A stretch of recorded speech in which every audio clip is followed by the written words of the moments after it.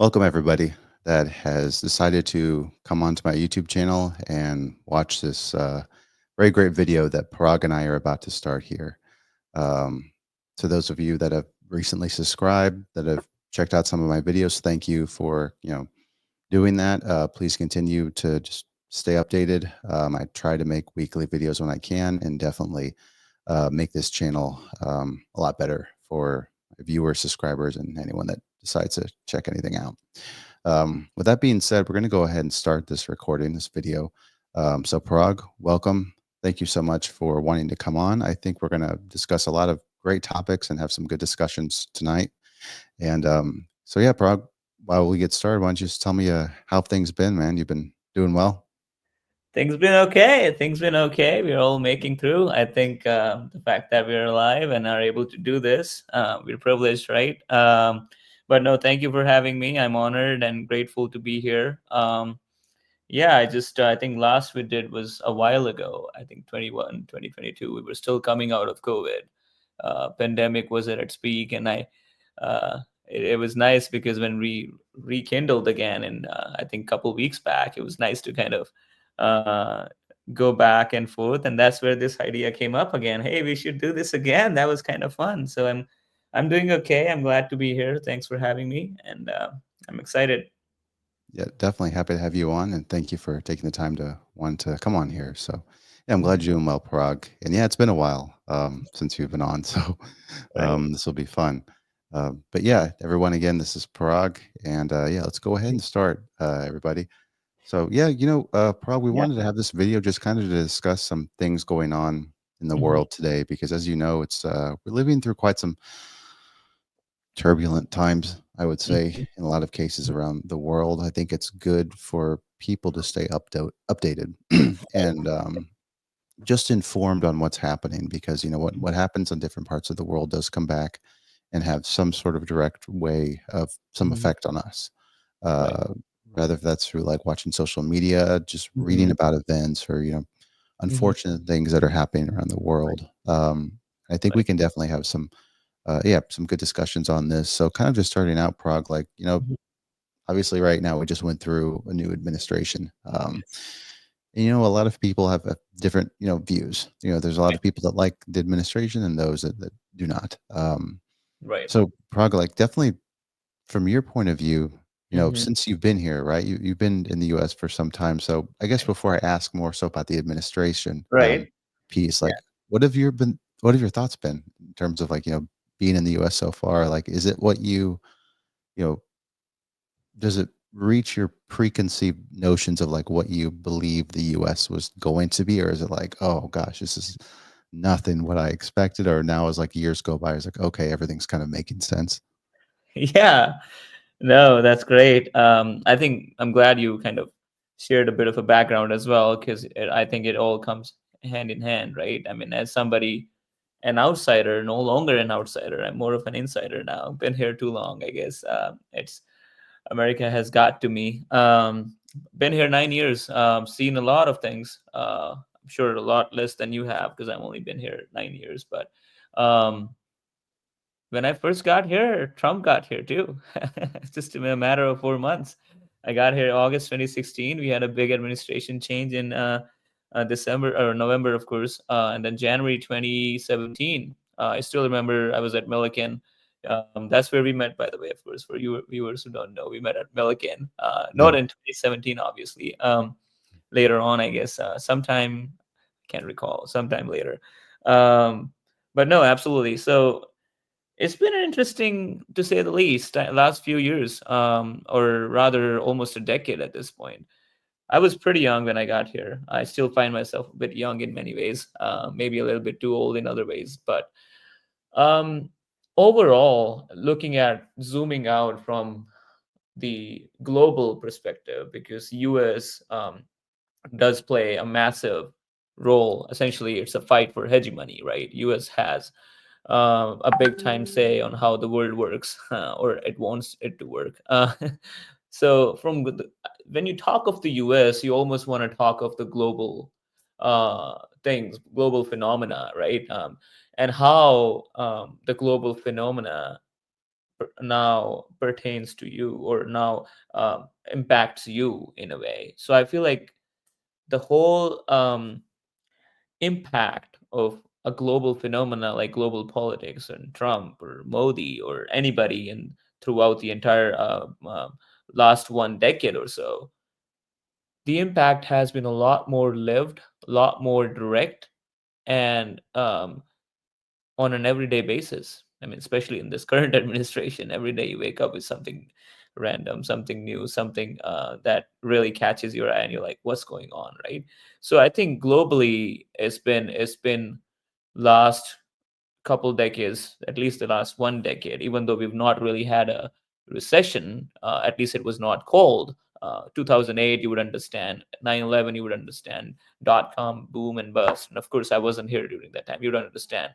Those are big, massive events. Pandemic, of course, that was a big, big event. But um, we've not really had a big, big, big, big event other than pandemic. But we're still, the last 1 decade has been the most eventful globally, in my opinion. And in that sense, bringing that back to how it still ties to an everyday person who goes to work.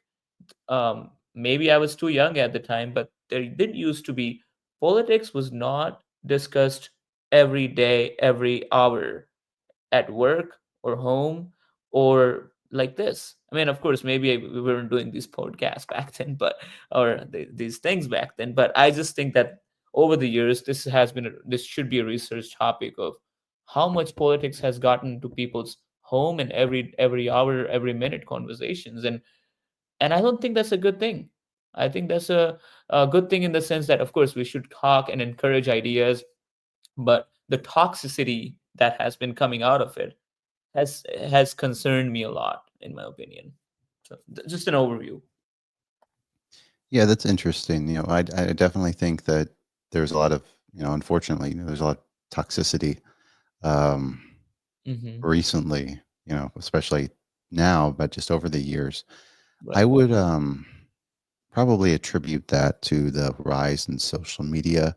I Hmm. think when you have a lot of, how should I Right. say, influencers which take their own political Yeah. view, Yeah. sometimes they say, hey, this guy's good. If you voted Right. for him, Hmm. you're bad. Yeah. And then a lot of the people that follow certain big time influencers, right, that have like hundreds of thousands of followers, Right. they will think kind of in a similar way, unfortunately. I mean, you want to have Mm. an open mind, right? But Right. I think that what you just said is kind of there's a connection between, Right. who you follow and then what your views are in terms of different policies that are implemented from different Exactly. administrations and Hmm. how you view that and how you see others that maybe at one time were your friend Right. might view that as well or family members, right? Right. Um, Yes. I Very think well a lot said. of yeah, thank you. Yeah. On that, you know, we've kind of perverted ourselves with the idea of putting people in boxes now a lot more. And then, because of that, healthy discussions are not happening, healthy solutions are not being worked on, or um, we've just become a lot more party centric, line centric. We've always been, but things used to be a lot more bipartisan, uh, or at least working together. Yes, I agree to disagree with you. That used to be a norm. You would fight all day with each other in political realm, and you would still come back and have tea with each other, have coffee with each other the same night. The idea uh, is unfathomable. That kind of idea is at this point. Do you think Trump and Biden or Obama would ever sit, hey, we fought all day, hey, can you come over? That's unimaginable at this point. But I think politics has to go back there, where people might be absolutely uh, um, they might politically absolutely hate each other, but as people they're still united, because your idea is absolutely different than mine, but I know, at least I respect you as a person, that you're only thinking that because that's your idea of betterment of the country, of the nation, of the world, of the society around you. I think that essentially invisible checks and balance, you can put and legislate so many things. You can executive order so many things, but there are certain things you cannot legislate or executive order or hand down judgment on, right? Those are some of the things that over the years, because of the advent of social media, because of the advent of hate and bigotry, we've lost that art, and that concerns me, because we're not looking inwards, we're looking outwards, and finding reacting very fast, and allowing essentially allowing people like Trump, who might not be the most qualified. That is the least. Uh, that is almost a euphemism, right? He might not be the most qualified president. I'm just saying that as a euphemism. But point being, the fact that we are in this stage today is because people have lost that art. There used to be philosophers that would argue with each other all the time. They would write and concur and uh, differentiate what they concurred with. We are not reading and writing, we are not listening, we are not researching. We are reacting constantly because of that stimulus that we're getting every moment and on social media, and we're not thinking, we're reacting. Thinking is happening way later, and then we are feeling embarrassed. So I think that's been it's more of a society problem, especially in the last 1 decade. And yeah, that's my 2 cents on that one. No, I think that's great what you said, Parag. I think there's an old saying, at least for the U.S., it's really important. It is, united we stand, United States, divided we fall. And I Hmm. think as this country becomes more diverse in a lot of ways, whether that's culturally, Right. demographically, racially, um, it's really important to stay together. And Yeah. I think when you have people that are just very polarizing, whoever that may be, and that influences a lot of, especially the young Yeah. American voters, that can really cause a lot of, Right. division and even turmoil, Right. which is just a recipe for disaster in order for a country to continue to stay at a very high economic and like societal level globally, and be recognized as the country that's the U.S. has a reputation around the world as being very developed, has accomplished a lot in its lifetime and its existence. And when you see these cracks, it's troublesome a little bit, right? Because the Hmm. United States has democracy, has Right. helped with human rights. Of course, it's not a perfect country; it's Right. made mistakes. Right. But when you see those cracks, it's a little bit unfortunate, I would Yeah. say. Yeah. And I think at this point, there are some natural cracks and there are some man-made artificial cracks, right? Um, that really people do that to remain in power. The fact that we're talking about almost a monarchy here, uh, it really takes us centuries back. All that founders of the country and the people who fought super hard um, have just been if they would be alive today, they would be like, why did we even do all this? Like, we're going back to monarchy. And there was a show, I think Jon Stewart and John Oliver, they were on the show together a couple days ago, and John Oliver just mocking. See, we told you, his monarchy is better. Why did you guys do all this? So the fact that as democracies, US being the oldest, India being the largest, coming from India, right?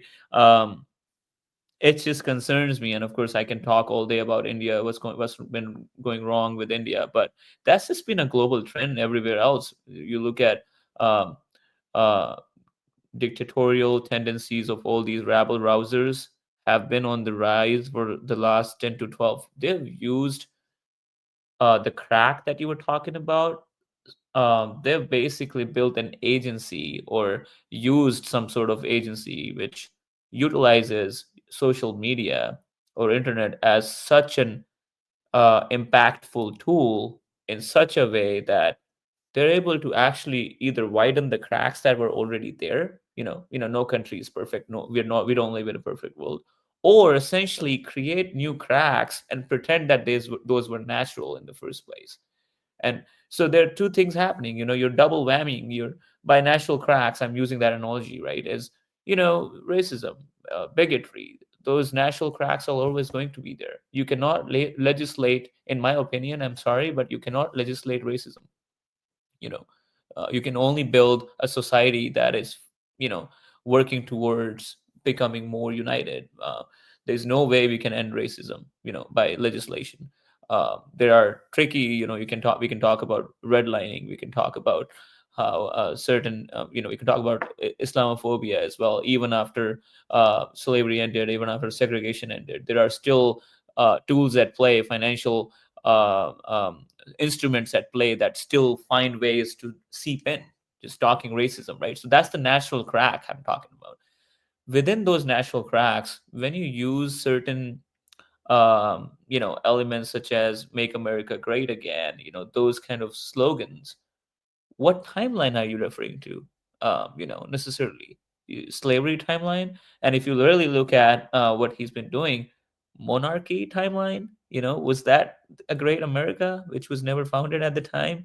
Uh, uh, eh, so you really have to go back and understand what their inference is, where they're coming from, and when you look into deeper, and when you see their actions, and when you put two and two together, they're just leveraging the natural crack and widening it to such a point that so many worms are coming out. you know and that's a big concern until we fill those cracks with certain. Sometimes you have to take hard actions. Sometimes you have to make sure you're putting something in those cracks that don't let those worms breed. you know uh, or doing something that always essentially eliminates opening up new cracks. Build things on fertile soil. Always look after your soil in such a way that you're compassionate.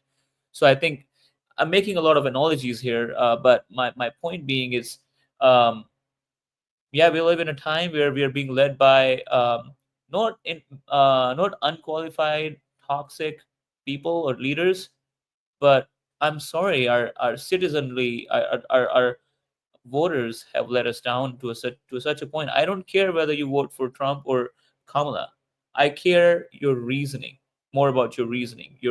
I care more about whether you're able to listen to other. Sometimes you can just take each from each other's take leaf from each other's booklet and kind of help each other in the campaign. The campaign itself was so toxic. It always has been. People want to win and they want to badmouth each other. That's there. I am not trying to deny the reality, but over the last years, 10 years, since Trump and all those people have let us down by uh, not being informed to a point where they're thinking for the betterment of not only themselves but other people. We've become very selfish. We've become very self-centered. We've become very misinformed, deliberately misinformed. We don't even want to look at other facts or other opinions. How many friends? I mean, I try. I'll make that last point. I go out of my way to have friends with somebody who are absolutely on the other side of the fence. So I want to get to know, whether that's India or the US. How many people are doing that? How many people are actually going out of the way on jumping the fence, that they've built, and getting to know why they're thinking what they're thinking?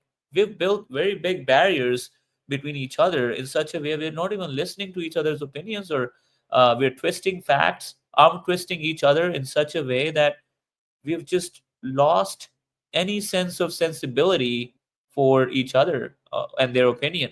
And that has led to this phenomena that we're dealing with today. So that's what I think. I appreciate you sharing that, Parag, and I do hope you can hear me clearly now. Oh, no, uh, absolutely. Thanks, perfect. Uh, yeah, no, you bring up a lot of points. There's definitely a lot of division right now. I think that, like you just said, if you find out someone voted for someone else, you don't even want to hear the reason. Which I think it's important to have like conversations, right?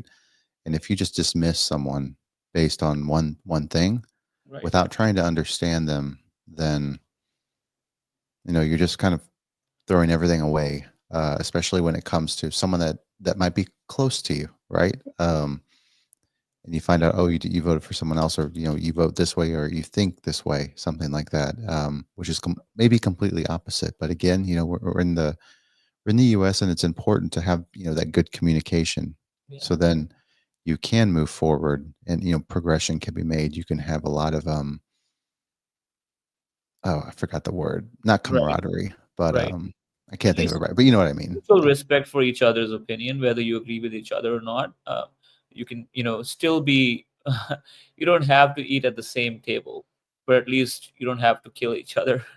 If you're in the same cafeteria, we're at a point where we can't even fathom people eating at the same cafeteria, let alone the same table. You know, and I think that has both parties to blame, and more than parties, I think. I'm sorry. I mean, we have ourselves to blame. We have the masses to blame. We have the people who write it and are now free citizens or free bird. I mean, I'm not always up for locking up people. I'm not always. Um, I don't have.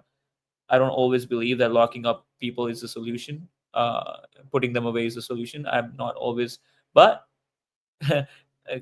giving them a slap on the wrist and giving them free pass to do anything and everything that their master, essentially Mick Kempf, has to say, is not is not cool either, to say the least. Yeah, definitely. No, I agree with you, Parag. I meant to use the word, rapport. So Right. building rapport with someone else, Yeah. right? When you want to learn more about someone else, why they did a certain thing, right? I think it's important for me, like I like to understand the reasons to why someone uh, behaves a certain way or does a certain thing, right? Maybe I look at it more from like a psychological like perspective, Right. but I just trying to understand others and why they do such things, Right. and then I think the more we understand why maybe someone thinks this way, the more we can better create a more friendlier but more understanding environment to where Yeah. it's not as hostile like now. Yeah. um, And I think on the same note, and that's more psychological and sociology and societal over the last 10 years, I mean, I got my hands at technology at a very young age. I got my back in India because I grew up mostly, of course, in India for 20 years. Uh, of course, we were still far behind in technology compared to the US. But texting used to be very important. I remember sending a text used to be the most brilliant thing you could do. So I grew up from that environment. From that environment to ghosting, to not caring about calls, not caring about uh, just being there for each other. I think as a society, we are social media was supposed to bring us together. Internet was supposed to bring us together. And again, there's boon and bane of any technology that, AI, we're going to talk about some AI too. uh, I think the biggest bane of internet, if you look at S&P portfolio, these are called communications company. Google, all these are communications company, right? That's the sector they're in. Communication is their sector name, and then they've, rather than connecting us together, they've split us in such a way that we are going farther and farther away from each other. I can appreciate that we're doing this virtually, of course. With that being said, there are some uh, boon to technology as well, but I think the biggest bane has been, we have there used to be uh, some sort of sentimental value of a letter being sent. When you write it, from the moment you write it, you fold it, you put it in an envelope, you drop it at a that it travels, they reach it, they read it, they read your handwriting. There used to be some sentimental value, and it used to take time. We've lost that. And I think, when as a society, when you lose sense of compassion for other people, or sense of empathy for communicating, you breed people like what we see today. You breed people who lack empathy, for people that they cannot hear. And when so I think that has to, again, what we're seeing in the world right now in politics is the reflection of us humans as a society. Wildfires, disasters, hurricanes, I believe spiritually, all those are essentially a reflection of where we are today. Pandemic, the people we see, we've projected. Of course, I'm not blaming the people who didn't vote for Trump. uh, that but I'm in a way, we essentially let it happen. If we were communicating enough, or there are some people like us, they're still communicating, but the number has become increasingly very less of those very people who care for communication, care for going out for people. Just ghosting, I don't know if you know, but that's nobody's talking about it. It's so normal. Everybody is busy. When have they not been? They've always been busy. But ghosting has been so normalized that people don't realize, I get it, every now and then I understand, right? But I think that's one thing. I mean, we've just lost any care for communication. I mean, ghosting is one such example. It's a research topic for me, I think. Ghosting on dating apps too. Or anything. I mean, I get it. People are Yeah, busy with so much going on, but just communication in general, ghosting on each other. yeah, yeah, definitely. Ghosting's a big thing, I would say. Yeah, I think it's definitely had its role in the societal breakdown in right. around the world, but definitely around Western civilization, definitely Right. in Western society, I would say. But yeah, Right. because I'm the most familiar with that, but I'm sure it's similar in other parts of the world too, in Asia Yeah. and whatnot.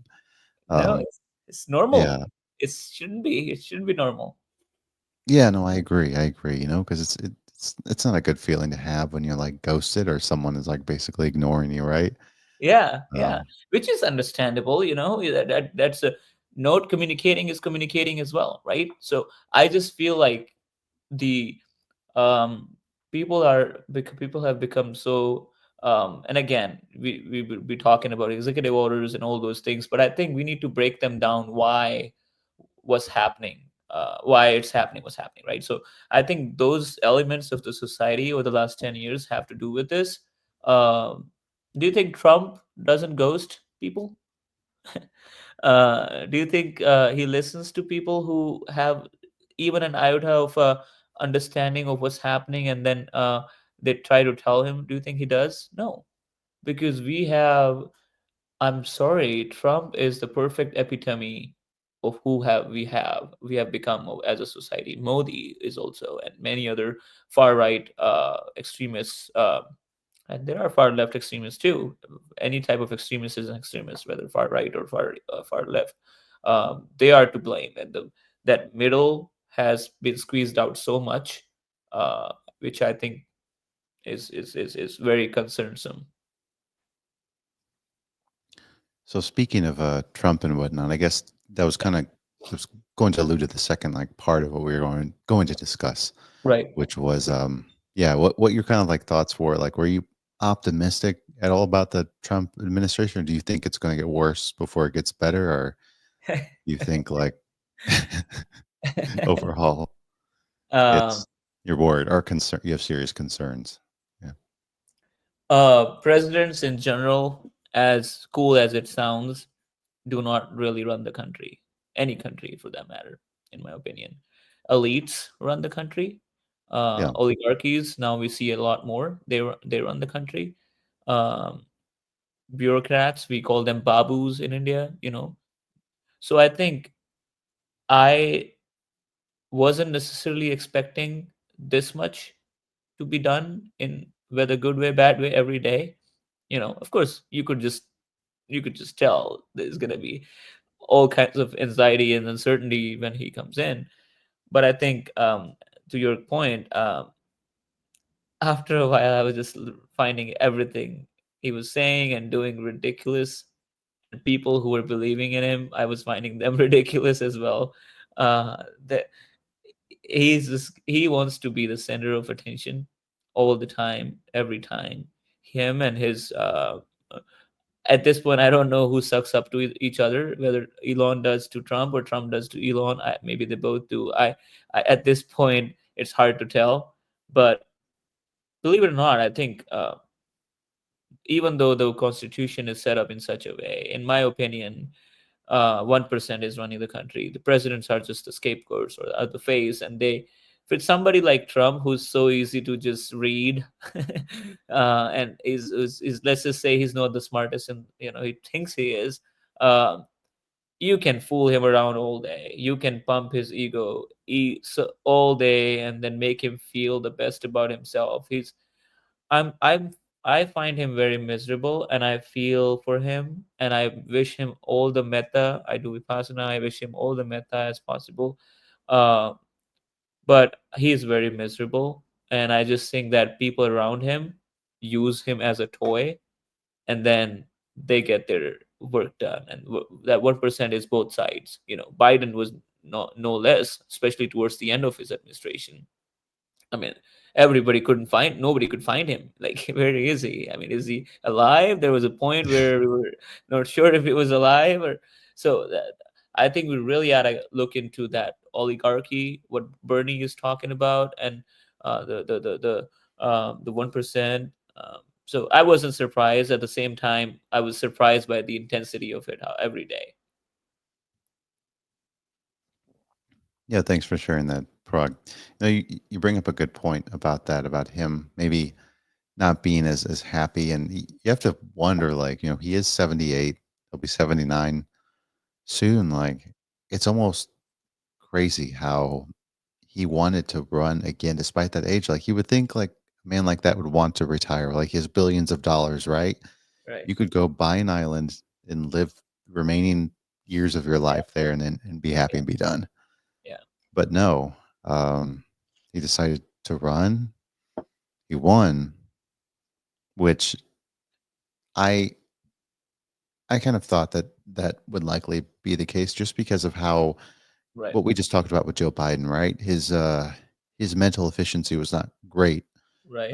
towards July, and then Kamala just came in, and Right. she was going to be the Democratic nominee. Right. And Out of with nowhere. I mean, they didn't really follow their own process, which, Yeah, yeah, that, that was out yeah, of nowhere. yeah, Exactly. So no one was able to vote. It was just a mess.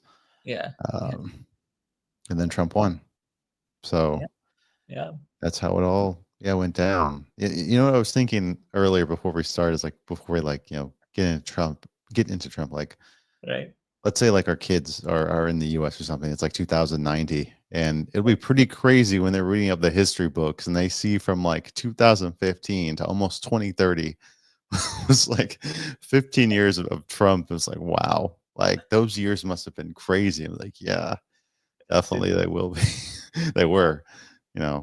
Um, When you put it like that, you're right. I mean, I guess I guess pandemic, and I guess these events are big enough, events as big as 9/11, as big as the dot com and 1930s. I feel like, irrespective of whatever the practical impact of those events, people get miserable, right, out of those events, whether that's depression, 1930 depression, world wars, cold war, um, 9/11, dot com and boom and bust, and '08 housing crisis. The end result is people get miserable, become miserable out of it. By miserable, I don't necessarily mean by money, or just unhappy and very toxic, and very anxious, and depression has been on the rise, and mental health issues have led to a lot of physical health issues and financial health issues, and vice versa. So I think, again, back to that point about miserable people have elected a miserable person. That's how I would like to put it. And everything he's doing, from the executive orders to, he's doing that with misery, and I just feel bad for him, and I feel that hopefully in the next life he'll be a little bit less miserable. And what he's doing, he has no sense of, and that's why the people behind him are able to use him, because Trump had the best chance to get voted by miserable people. If you think about it, miserable people voted for him because they could relate with his misery. And then, um, what what the Republican Party realized, and the elites realized, that that's the best strategy. So they used him as a great puppet, and every day, I mean, they let him do things that he wants to do out of misery, and they're making loads of money out of this, loads of benefits, and uh, qu- yeah. So They're using him. They're using a miserable person. And again, this is in no way to kind of give him a pass. Oh yeah, he's just miserable. It's fine. You know, no. I think we ought to look into the people that propped him up, and I think why Kamala was not, gone through proper, was not put through proper channels. They are to blame. Democrat Party is to be blamed for this. They did not care enough. They were arrogant. They did not do the outreach at the right time. They let this happen. So they cannot just go out there and blame Trump every time. This is their doing and their undoing. They are themselves undoing, and this is their doing. So that's how I like to see it. Yep, no, I agree. There's definitely a lot to blame on the Democrat side as well. You know, Kamal coming in and not being as strong enough to win, unfortunately for her. Right. And I think there were a lot of people that were just fed up with the just bad, just zero efficiency from Biden towards the end of his time because of Right. dementia and other health issues Right. that really didn't help at all as well. Yeah. And it's interesting that you bring up about like how people that are around Trump, like Elon Musk, right? He had like I think $200 billion maybe a year ago that when he started like getting behind Trump and everything. Now he has like I think $420 billion. So that's insane. I don't think people realize how insane that is. Four hundred Could be billion a dollars. GDP or two of any country, I guess, that much money. Could be a Yeah, GDP of a country or two or even more. yeah, he Yeah. could buy a few countries. Yeah. Well, there's the argument there that most of his money is valued in stocks, and stocks keep going up and down. And a good amount of, if you are really a financial conservative, financially savvy person and conservative in that way, both Trump and Elon Musk are actually propped up in valuation. Um, Trump has Trump has defaulted more businesses than he has actually made profit out of, real profit. If you really look into his investments, and really, if you he has been able to, he's a showman. He has been able to use his brand as a showman, not really his brand, his dad's brand, right? Versus Elon Musk, if you look at what's going on with Tesla, and he got out of it. If you look at what he did with Twitter, banks are actually in a mess because of Twitter. The banks who loaned him the money are in a mess. So people really need to look into how actually financially savvy these guys are really in reality, versus all that numbers that we see. uh, yeah, they don't have that money lying around. They have those money tied up in stocks, and those are very inflated stocks. Those are very inflated companies, and all it takes is a deep seek, you know, to break that bubble. Yeah, that's great. You bring that up. Like DeepSeek is has definitely you know how should I say not raised but just shook up the feathers of a lot of big time Right. companies. Right. Um, yeah, I guess before we get on to DeepSeek, I guess we'll move to the second part of the script because I know we wanted to get down at a certain That's amount of okay. time and Yeah. going on like the political level in terms of just globally. You Yeah. had brought up India. I think Modi was just here recently, so Oh I yeah. guess I have one question before this Yeah. before we like really get into it was like I'm on X a lot and I see a lot of news and I see a lot of Indian not Yeah. Indian Americans, but Indians, discuss about like the global power in India and not just Indians, but like on some like podcasts, people are like saying that India is going to be a superpower in 10 years to like be on the same par as like China and the U.S. Do you, as someone who's born there and raised there, see that? That means like economically, militarily, infrastructure, people doing like being close to the same level living standards. I see you smiling, so I'm assuming that that's no. But would you say that there's some truth to that, or do you think that it's just all like hyper do you see it as in like, okay, maybe 20, 30 years from now, not the next 10 years? I plan to die there. India is always going to be my home country. Of course. I appreciate US more than anything, more than some of the Americans ever can. I'm sorry. I mean, because this country has a lot to offer, and this country has made me who I am, and I love this country at the bottom of my heart. India is just where I'm planning on dying, right? So I do care for India as well as the US, and I think they have a very good relationship. Before Trump or Modi were ever born, India and the US even had a relationship prior to them as well. So they're just two figures who think of themselves. Trump thinks of himself as the best president ever. Modi thinks of himself as not an or he's s- during the 2024 election, Modi said in an interview that he is non-biological. He is almost Jesus. He was sent by God to make India the superpower.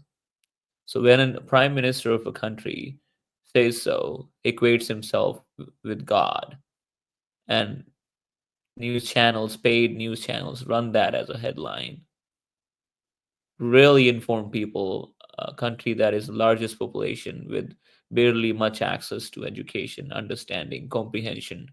When they hear that and then they are religiously centric, you just got their vote. You got. So what I'm saying is the superpower people. There's so many parallels, so many similarities between the U.S. and India, and just globally, right? Is India has the potential to become the superpower. Not denying that. I'm not going to put any time limit to it, to be honest, because if the way things are going in India, there's a good chance. And if the way things are going in the US, there's a good chance we won't be a democracy anymore.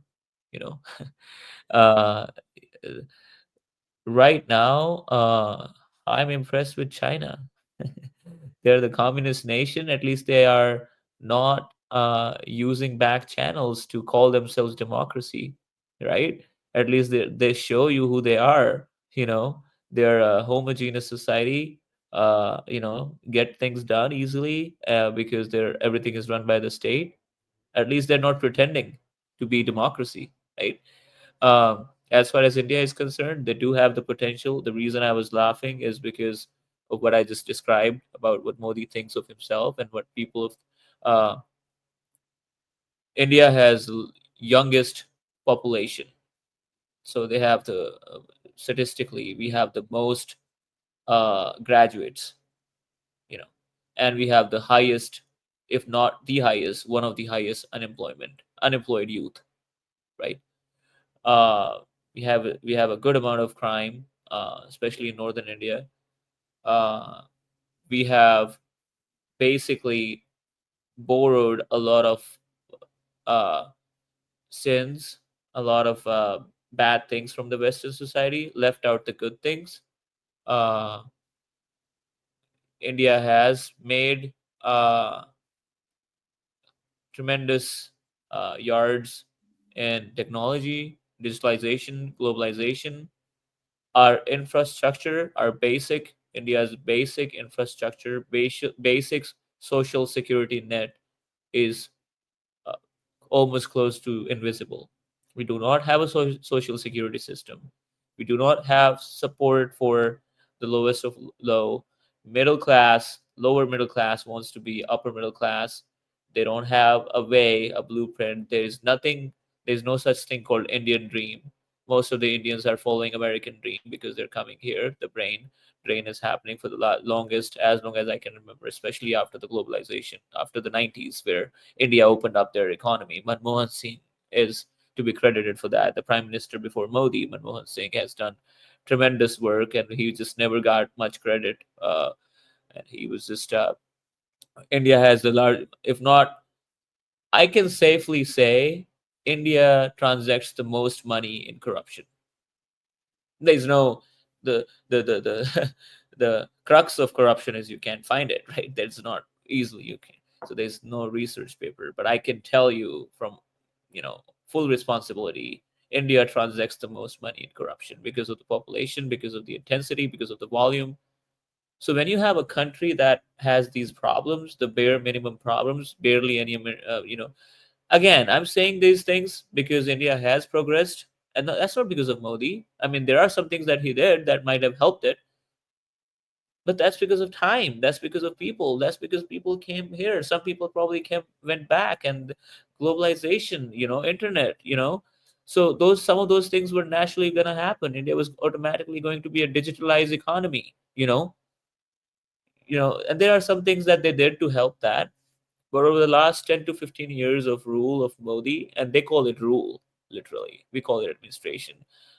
India is a BJP ruled, NDA ruled country. Modi rules the country. We still have the colonial terminologies. We still have the colonial mindset. The Britishers left almost 80 years ago. They left that ideology deeply rooted in people like Modi, who think of themselves as God, and people believe him, right? So you don't question God if you're a believer, you know. So when that is the uh, level we're dealing with, if India becomes a superpower, it will be, especially under Modi, it will become heaven, right? India is not superpower is a term they're using. Oh, India will become heaven. That's really what they're going for, because they're living in imagined land, they're living in, and poor people, miserable people, and miserable Modi. He is miserable. Uh, so that's what I think. They have the potential, but not if it keeps going the way it has been going. I'm an Indian. I'm an American in a way as well. I care for the country. I plan to go back and, of course, make some s- strides and making some difference. As long as we have people like us, people who care for people, we won't let that happen. I'm so optimistic. The idea of India, the idea of America, cannot be destroyed by some rabble rouser or by somebody who thinks of themselves as God. That's thanks for sharing that, Parag. I didn't know that about the social security. There's no social security in India No, whatsoever. no, there's no net. There's no social security net. There's no net for homeless people. There's no net for people with no jobs. Yeah, Wow. I and you hadn't become you say that you're gonna become a superpower just because of you have the largest population, you know, I did and not you know that. That was my first time hearing that. I'm shocked. So if you're like 75 and you just finish like working and retire, then it can be kind of difficult in a way to in terms of pension and getting money from the government. Wow. Okay. there's a good chance you're not 75 in India. Most people die by 60, 65 in India. The average rate is 65 for men and 67 something for women. Oh, You okay. can I see didn't, when you have the life expectancy rate of that much, how can you become a superpower when presidents like Trump would not even exist in India mostly. I mean, Modi is probably old as well, but uh, what I'm saying is the reliance on family, reliance on people sending money back, reliance on remittance, reliance on has heavily increased. Uh, so they have done a deal with their kids. Kids have to kids take care mostly nowadays. That's not even happening as well. So the investment in your kids as a parent is the biggest investment you got, and then nothing else. That's the only security net you have. So when you're old, you die. Simple. Like when you go past 60, you start counting your days, because there's not much retirement. There is pension, peanuts, peanuts. That you can't do much with it. You cannot. It's not like here, because wow. corruption. Everything ties back to corruption, colonial mindset, and just lack of basic infrastructure for basic human needs. That's unfortunate to hear. I hope things, yeah, change soon within the decade. Oh, they will. It's going to Yeah. take its time. I mean, still a very young country, man. 80 years. It's the most ancient culture, but it's still the youngest democracy, one of the youngest democracy for that scale. So, uh, it's going to take some time, some decades, and some upheavals like this for people to really understand, right? Civil war changed the country, the U.S., right? Uh, after 10 years, we realized that constitution they had written is not working, or the whatever they're written. 1776 is when U.S. got independence. But if you really look at it, after the convention is when really they got the independence. After the constitution was, after the amendments were introduced. And then civil war. You've got slavery, you've got civil war, segregation, all these upheavals. Is what really made the country. And then you've got another such episode that we're dealing with as we speak today. So a country needs to go through these upheavals so that people to realize what not to do. Sadly, people don't learn from history. History teaches us time and time again, because we're not reading history enough. We're not talking about history enough. We're not understanding history enough. So India will take its time, maybe a lot lesser, hopefully, than the US. Yeah. Hopefully, I do foresee a civil war in India, at least on internet. No. uh, uh, there are a lot of keyboard warriors nowadays. That's been the case the last 10 years. Keyboard warriors, and bots, paid bots. So that's gonna be there. Next civil war is gonna be through AI.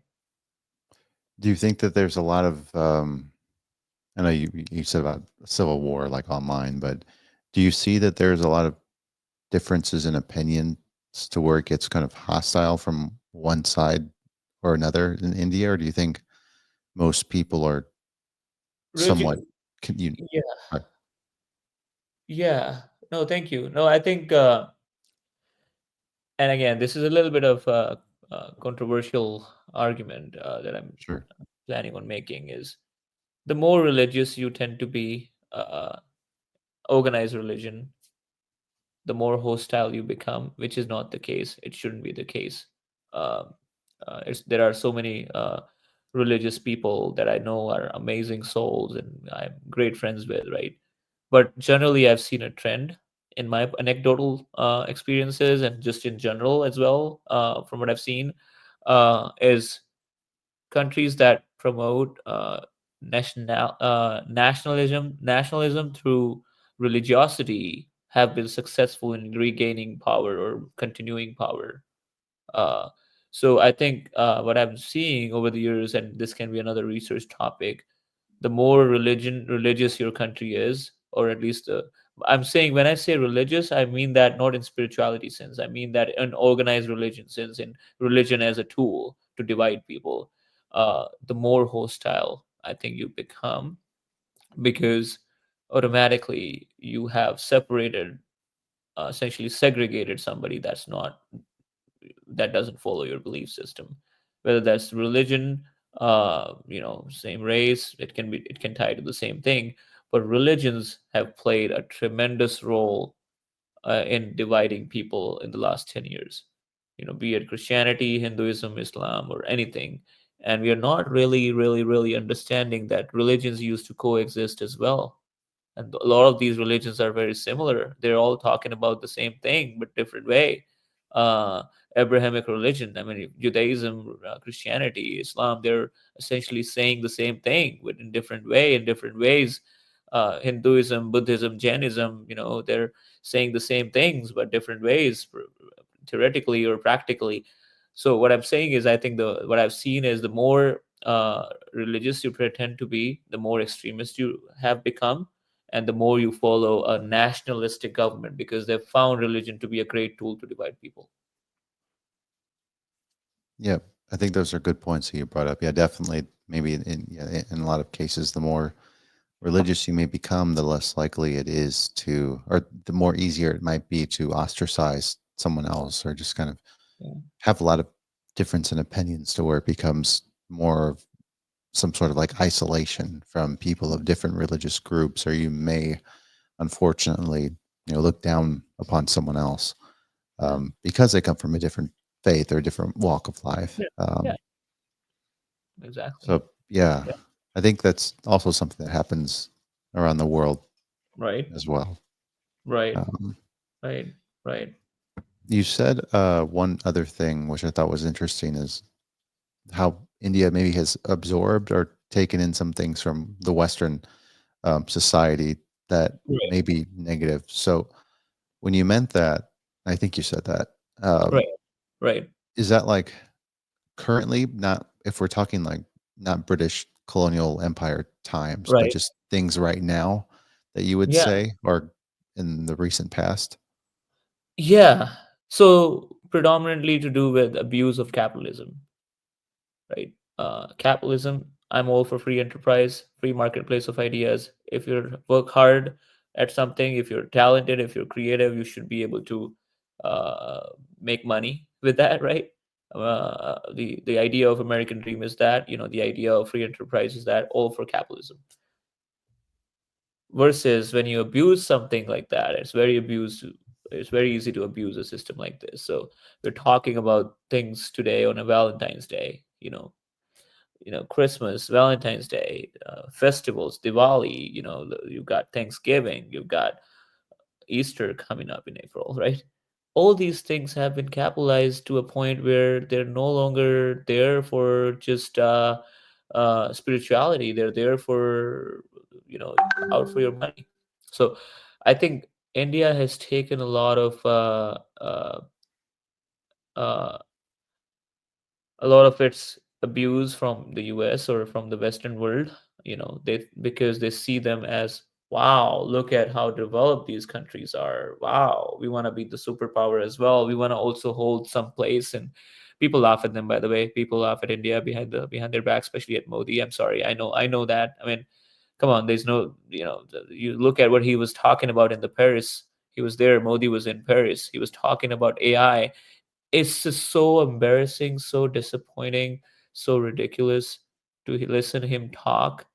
See, I come from a really small background, town, really humble background, right? I care about education, and I know that a prime minister should be able to come from any background whatsoever. You know, that's the beauty of a democratic society. But uh, when you so it's anyways to go back to the point about abuse of capitalism. The festivals, the gatherings, everything has been now just if you see Western world as your idol, look where the Western world is right now, look where the US is right now. If you try to take things that they did wrong, and then you think because that took them to the success that they see today, you're looking at only superficial success. Take the ideas like social security, take the ideas like what happened in the green new deal or the new deal era, or what they did in Paris climate. Now they've taken back. Take those ideas, take ideas that really put you in a place where people would respect you. Of course, having strong economic system will help as well. I'm not saying capitalism should not be promoted. uh, in many ways, when I look at the US is a lot more socialistic than it thinks it is, coming from an outside Eastern world part of the world, right? There's food stamps, there's a welfare, there's all kinds of welfare systems, which I think is tremendous, right? But it doesn't like to call itself that way. Versus India likes to call it a socialist republic. If you look at India's preamble or constitution, India calls itself a socialist republic. uh it's not so they're taking their both of them are pretend systems, and they've abused their systems. They've not really followed through what they meant to do, or why they were formed, India as well as the US. uh, Persecution. US was formed out of US religious persecution, right? Because a lot of them fled the church.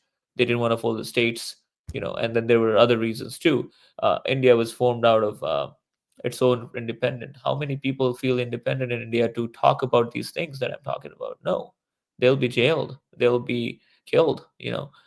So what I'm saying is, yeah, it's sad state of affairs.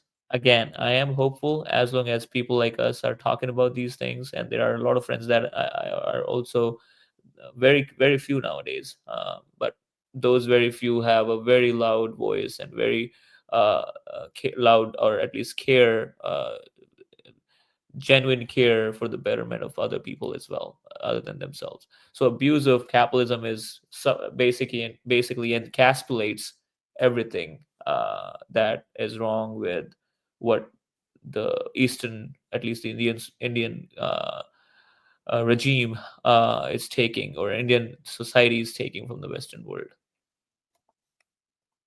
Yeah, thanks for sharing that, Parag. Yeah, definitely. I think it's good to look at the really important things that the U.S. has done, more so than things that have led to uh, you know widespread or just current issues within the U.S. in terms of like economically, kind of like what you just talked about in terms of capitalism, Right. um, and then just other things going on right now in terms of the stock market, crypto, Right. things like that. That Right. maybe well, crypto trading, things that maybe have could affect the U.S.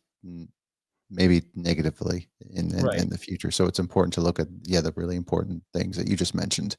Right. Uh, And I think the technology is great, not the cryptocurrency as itself, the blockchain. The technology is good, it's sound. Any technology is good. It just matters who controls it. So I think that's yeah. yeah, definitely, I agree with that too. Um, yeah, I'm not saying like crypto is bad. I'm just saying like just taking risk and whatnot and Oh certain yeah. things. Oh no, I've never been on that bubble. I've never been on that bandwagon because yeah, it's just too sketchy. And an early adopter in many technological advances. Crypto was one personally. It's almost too radical to a point where for crypto to work, the regular word money needs to stop working. The regular currency needs to fully stop working. They cannot necessarily coexist and benefit each other unless the government comes in one day. Oh yeah, we're using cryptocurrency for everything. Scrap the dollar. Until the dollar is scrapped, crypto cannot get where it wants to get. Yeah, yeah, I could agree with that. Yeah, certainly. Until the dollar is scrapped, then it just seems like crypto just doesn't may not come to full like fruition in terms of what people believe it could achieve. Right. Um, so I Right. could definitely agree with what you're saying, Parag. It's interesting that you had brought up a little bit earlier in terms of like China, right?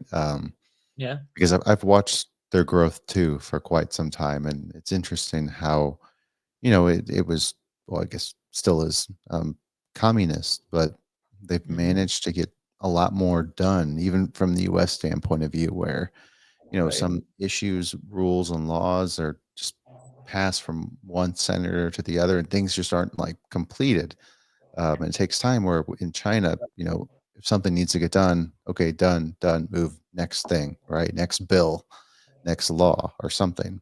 Where Right. in the U.S., it could take time, Right. and it seems that China has been able to efficiently get things done much better. And kind of like what you said, it's more of like homogenous. I know it is much more of a homogenous society, Right. um, where they don't have as many issues in terms of like people having a difference in opinions because of religion, Right. faith, culture, or race. So they're all very much act as one like homogenous unit, which Right. makes it a very unique country, I would say, especially in its advancements of AI. Well, yeah, DeepSeek, as we just talked about, other technology as well. I think by 2026, by the end of 2026 or in the middle, they want to start the mass production of Right. humanoid robots in society. So that's pretty crazy, I think. Right. I mean, Right. obviously, it started out in China first, but Right. it'll just be a completely different place where Yeah. you want to push out like tons of or thousands of robots just interacting in society, like humanoid robots in restaurants and hotels, hospitals. That's crazy. Like their Sci-fi cities is already running. look very futuristic. You Sci-fi add in is robots. sci-fi Sorry, is same Prague. sci-fi is coming true. A lot of the sci-fis might be coming true. Yeah, definitely. Yeah, sci-fi is coming to reality, a reality near you.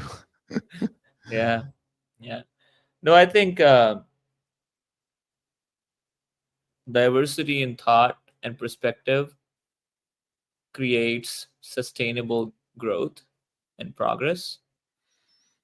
Homogeneous society like China creates fast progress, but destructive uh, uh, progress. Not as sustainable. Now, both societies, both systems can learn from each other. For a society like the U.S. and India to work, we the system the systems that we the problems that we first discussed in the first part of this uh, need to be addressed. For a democracy to work, people need to work with each other. For a homogeneous society to work, people don't necessarily need to work with each other. You know, the government does it anyway, right?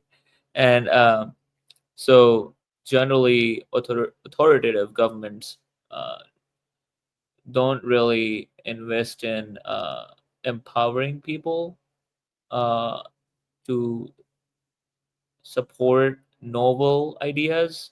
Uh, Generally, societies like China are copycats. I'm sorry, because they can copy things and do it better. That's what's been happening. Uh, because they just have the ability to do fast progress. COVID came out of China. Again, there's conspiracy theories about labs and stuff, but let's just assume for the sake of this argument, COVID came out of China. That's the destruction I'm talking about. And it's not, we seem to forget, it's only a couple of years back. I mean, um, almost forgotten about COVID and the quarantine and the people that were killed because of, I'm sorry, China, you know, at least if we go by where it originated from and not from a lab. uh, that's the destruction I'm talking about. So many people were killed. The society, entire in some countries, entire society was wiped. Versus when you have a leader that has authoritarian tendencies, like Trump and Modi and other places as well. Uh, Democracy is the worst thing. That's why I mean, at least China is not pretending to be a democracy. At least they're staying true to who they are. We're not even staying true to who we are. We're going farther and farther away from what the US was set out to be and what India was set out to be. Yeah, hopefully we can come back home. I know. We've gone out and come back a little bit, regroup, Yeah. and yeah, definitely get things in order. Wipe the drawing board. I mean, wipe the board and maybe have a brainstorming session. Maybe have another convention. Wait, 1776 didn't work. Let's have a 1786. They were at least open to coming back and just reflect. Stop and reflect. What are you doing to yourself? What are you doing to the country? What kind of leaders are we choosing? What kind of leaders are we letting people to be? Uh, for democracy to work, those problems need to be solved. For China, they only believe in fast progress and stepping over everybody else, and then they face something like COVID. China had the most uh, issues with COVID, right? But they still were able to kind of get over it because other countries, other democracies supported them. If you isolate China, they won't be able to support themselves. I'm sorry. Isolate in the sense that China has become China today because of other countries supporting them in such a way, in their evil ways, in their bad ways. You know, uh, if we had good leaders in our countries, in this part of the world, China would not be able to run afoul or be able to do things that it was able to do by killing people, by killing cultures.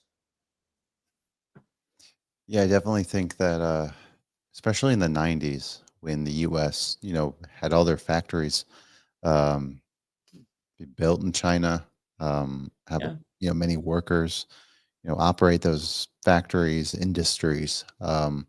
China was really able to benefit a lot right, from having all their, so many exports from that country, come into the U.S.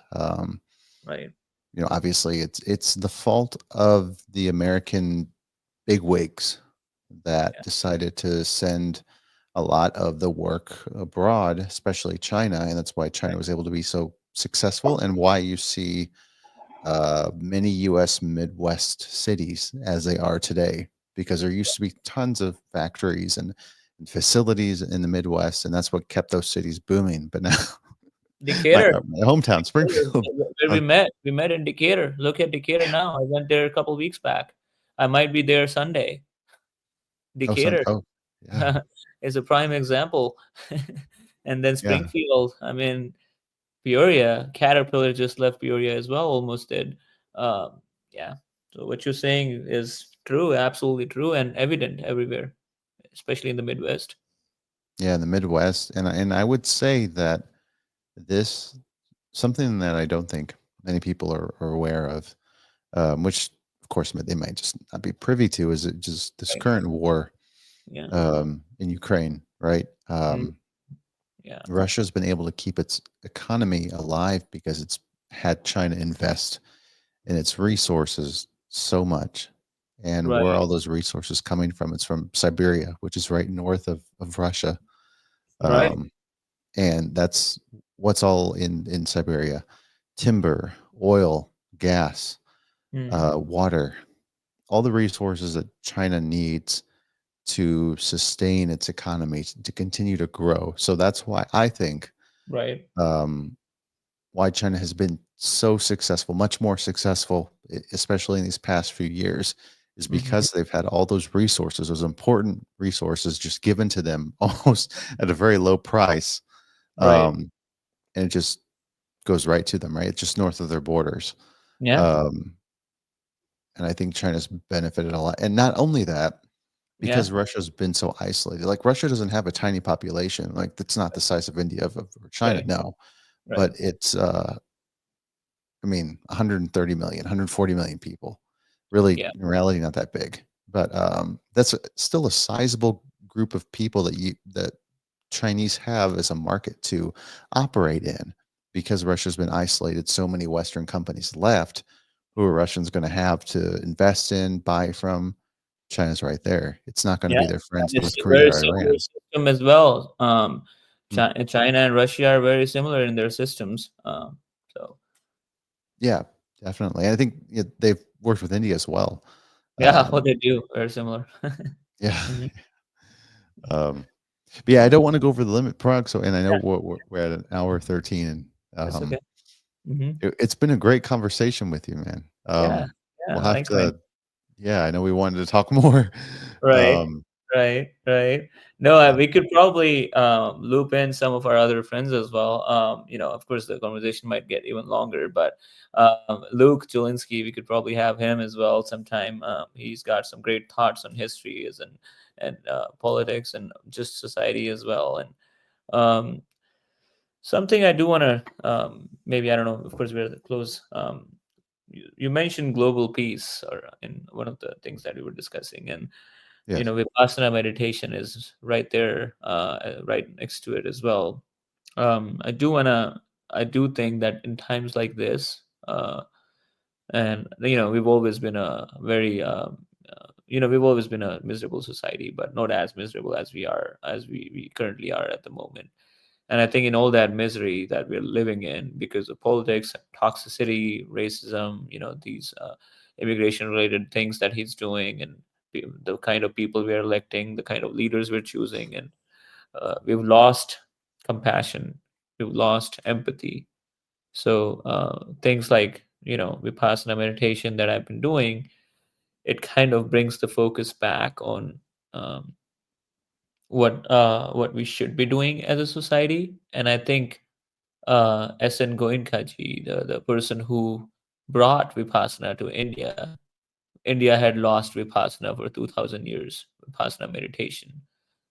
It's the original art of living. There were a lot of copycats that popped up here in the US as well. There's some documentary about the person who did some of those things as well. But SN Goenka made a big talk in the United Nations about global peace. I'd love to share that with you sometime. And that's where he also talked about Vipassana. He's no more. He passed away in 2010. Is if we just start looking within ourselves rather than without or outside, uh, global peace can be achieved.